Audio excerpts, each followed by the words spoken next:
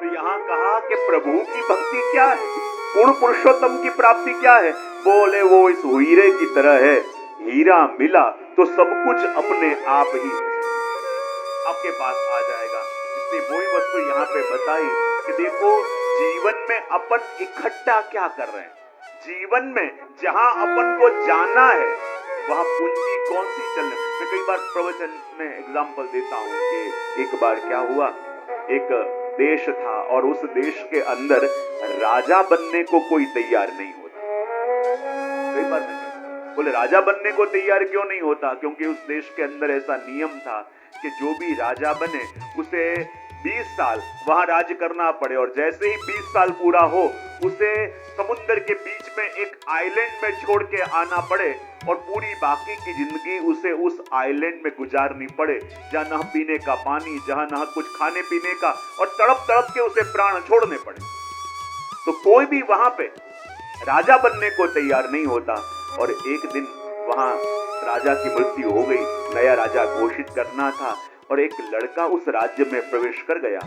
हथनी ने माला पहना दी और घोषणा हो गई कि यही राजा बनेंगे। और वो तो खुश हो गया, मैं तो गांव में कहीं और निकला था, रास्ता भूल गया, यहाँ पे निकला और आते ही सीधे राजा, बड़ा राजी हो गया। तो पुरोहित ने समझाया, बेटा अभी भी संभल जा, और मौका मिले तो कहीं गली का रास्ता निकल के भाग जा। बोले क्यों? बोले बड़े बड़े राजी होके आए, 20 साल तो बड़े आनंद से राज किया, लेकिन बाहर में रोते रोते गए, जाना नहीं था, उन्हें घसीट घसीट के ले जाना पड़ा, और बाकी की जिंदगी उस आइलैंड में उन्होंने व्यर्थ में वेस्ट कर दी, वहीं मर गए वो लोग। उसने कहा बात भी ठीक है, 20 साल यहाँ और बाकी का जीवन वहां रहना पड़ेगा कि जहाँ पीने का पानी नहीं, कोई व्यवस्था नहीं, तो कैसे करके रहूंगा। लेकिन अब राजा तो बन गए तो करे क्या। उसने उसी समय जैसे राज तिलक हुआ, सारे मंत्रिमंडल को बुलाया और कहा कि यहाँ तो मुझे 20 साल रहना है और बाकी की जिंदगी मुझे वहां रहना है, तो मैं यहाँ की तैयारी करूंगा, यहाँ की सारी वस्तु इकट्ठी करूंगा, तो वो तो मुझे यहीं छोड़ के जानी है, और जहाँ बाकी का जीवन रहना है वहां की तैयारी क्यों ना करूं। उसने सारी कमेटी को बुलाया और कहा कि कैसे भी करके उस आइलैंड को डेवलप करो, और वहां सभी कमेटी को भेजा। वहां खेती चालू करी गई और बढ़िया बगीचे बनाए गए। बगीचे बनने के बाद यहाँ बोट सर्विस चालू कर दी, और 20 साल में वो आइलैंड इतना डेवलप हो गया, इतना डेवलप हो गया कि लोग चाहते थे कि हमारा भी मकान हो उस आइलैंड में हो, इतना डेवलप हो गया। अब 20 साल के बाद जब ये राजा को जाने का वारा आया तो वो रोते रोते जाएगा कि हंसते हंसते जाएगा। क्यों? क्योंकि उसने जहां रह रहा है वहां की चिंता कम, और जहां परमानेंट जाना है वहां की चिंता ज्यादा करी। और अपन चूकते कहां पे हैं? हम वो वस्तु इकट्ठी कर रहे हैं जो यहीं पे रख के जानी है। हम वो वस्तु इकट्ठी कर रहे हैं क्योंकि जितनी ज्यादा इकट्ठी करी, इतना छोड़ के जाने का दुख ज्यादा होगा कि नहीं। जितना ज्यादा इकट्ठा किया उतना छोड़ के जाने की पीड़ा भी ज्यादा होगी, लेकिन उसने वही किया कि यहाँ जो छोड़ के जाना है उससे ज्यादा जहाँ मुझे पूरा जीवन रहना है उसकी व्यवस्था करूं। तो ये भक्ति मार्ग भी क्या है? हम यहाँ पे आए हैं किस लिए आए हैं? ये यहाँ की व्यवस्था नहीं, ये वहाँ की व्यवस्था करने के लिए कि जहाँ जाना है वहां का रास्ता क्लियर हो जावे, वहां सुंदर बाग बगीचे बन जावे कि जब जाने का अवसर आवे तो हंसते हंसते जावे। तो वही बात यहाँ पे करी कि कंचन मोहर व्यू हरि हीरो, एम अंश अंशी समझी रहो, सर्व द्रव्य ए हीरा थी थाए, हीरो करो कोई नव कहवाए। हर एक वस्तु हीरे से मिल सकती है, लेकिन ये सारी वस्तु से हीरा नहीं मिल सकता। तो वैसे ही जब भगवान मिले हैं, भगवान से अपना संबंध हुआ है, तो सभी वस्तु गौण हो जाती हैं। और उसी वस्तु को और दृढ़ता से कहने के लिए आगे साथ में चंद्रावड़ा के अंदर दयाराम भाई कह रहे हैं, कहते हैं ये पूरा जगत क्या है? बोले एक वृक्ष के रूप से, और कहते हैं उसके मूल क्या है? तो कहते हैं अपने प्रभु। ये पूरा जगत क्या है? वृक्ष। और उसके मूल कौन है? तो कहते हैं अपने प्रभु। और अब देखो, पूरे पत्ते पत्ते में पानी डालोगे, डाली डाली में पानी डालोगे, शाखा शाखा में पानी डालोगे, पर मूल में पानी डाला भूल गए, तो क्या वृक्ष पल्लवी तो होगा?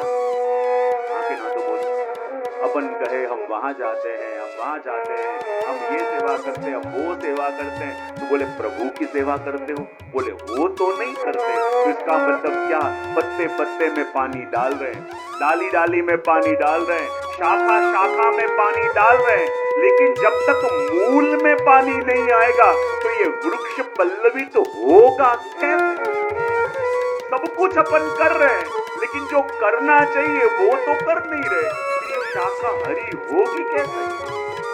इसने कहा कि जगत वृक्ष एनु मूल हरि, मूल पोषे वृक्ष पोषा, प्रति शाखा सींचिए तेथी तरुवर तृप्ति न खाए।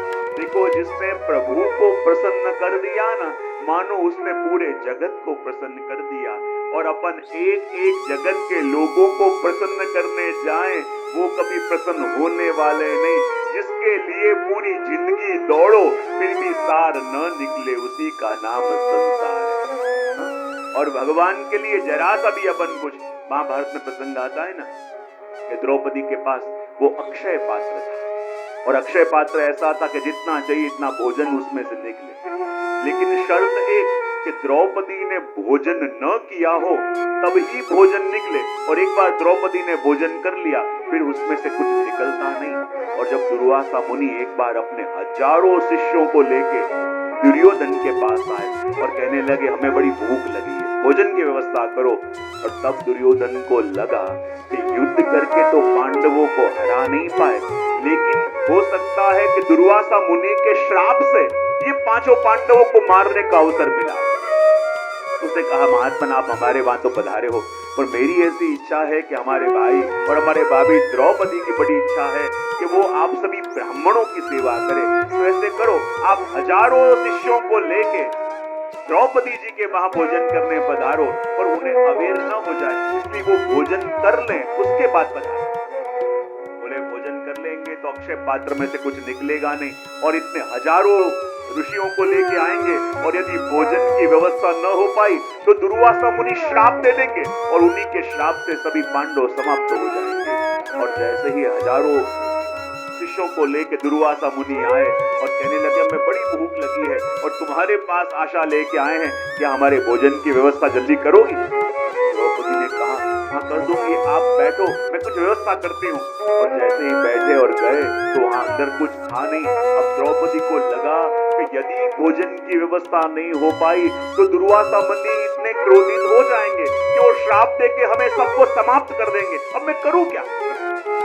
भोजन कर लिया है इसलिए अक्षय पात्र में से कुछ निकलेगा नहीं। और जब कोई सहारा न मिला तब द्वारिकाधीश को याद किया और प्रभु वहां पधारे। प्रभु ने कहा क्या हुआ? द्रौपदी ने कहा कृपानाथ इतने हजारों शिष्यों को लेकर दुर्वासा मुनि खड़े हैं, और यदि उनके भोजन की व्यवस्था न हुई तो श्राप देके हमें सबको समाप्त कर देंगे। अब करें क्या कि ताकि इस विपत्ति से बच पाए? भगवान ने कहा तुम्हारा अक्षय पात्र कहाँ है? बोले मैंने भोजन कर लिया, अब उसमें से कुछ आ नहीं सकता। भगवान ने कहा ठीक है, पर तुम्हारा अक्षय पात्र दिखाओ तो सही। और जैसे ही अक्षय पात्र दिखाया तो उसमें भाजी का टुकड़ा चिपका हुआ था। भगवान ने कहा ऐसे करो, ये टुकड़ा भाजी का मुझे अरोगा। द्रौपदी ने कहा प्रभु आप तो उत्तम वस्तु के भोक्ता हो, और छोटा सा भाजी का पत्ता यहाँ चिपका हुआ है उससे क्या होगा? प्रभु ने कहा मुझे अरोगाओ तो सही। और जब द्रौपदी ने प्रेम से वो भाजी का टुकड़ा प्रभु को दिया, प्रभु अरोगे, और प्रभु ने कहा कि जाओ अब उन ऋषियों को बुला के आओ कि भोजन की तैयारी है। द्रौपदी ने कहा प्रभु आप हमें मरवा देना चाहते हो? यहाँ तो कुछ है नहीं और आप कह रहे हो इतने हजारों शिष्यों को लेके आए हैं और कह रहे हो भोजन की तैयारी। द्रौपदी से भगवान कहते जाओ पूछ के आओ तो सही कि भोजन करने आओ। द्रौपदी जैसे गई और कहा कि महात्मन भोजन की तैयारी है, तो दुर्वासा मुनि और सभी ऋषि मुनि हैं वो सब तृप्ति की डकार ले रहे थे। बोले हमारा पेट तो पूरा भरा हुआ है, आज हमसे कुछ लिया नहीं जाएगा।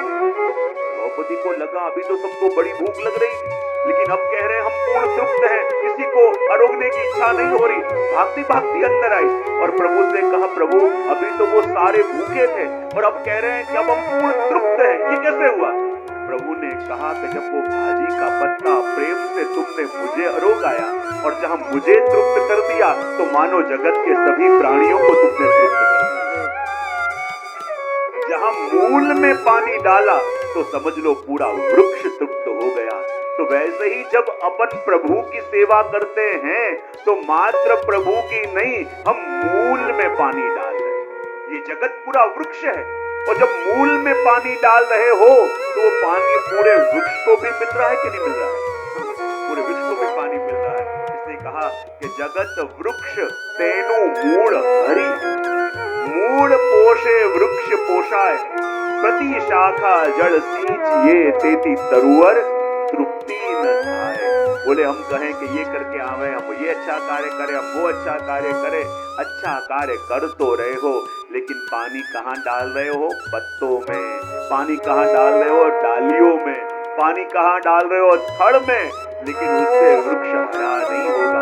वृक्ष हरा कब होगा? कि जब मूल में पानी डाला जाएगा। देखो आज सब हरे हरे बैठे हुए हैं, क्यों? क्योंकि मूल में पानी डाल रहे हो। मूल में पानी डाल रहे हो इसलिए वृक्ष हरा है। और इसलिए यहाँ कहा कि जगत वृक्ष एनो मूल हरि, मूल पोषे वृक्ष पोषाय, प्रत्येक शाखा जड़ सींचिए तेती तरुवर तृप्ति न थाए। और कहते हैं कि तृप्ति न थाए वृथा श्रम पहुंचे, समझण आवे त्यारे बची सोचे। देखो इतना समय पत्तों को प्रसन्न करने में पानी डालते रहे, इतना समय डालियों में पानी डालते रहे, लेकिन मूल में पानी डालने का कभी मन हुआ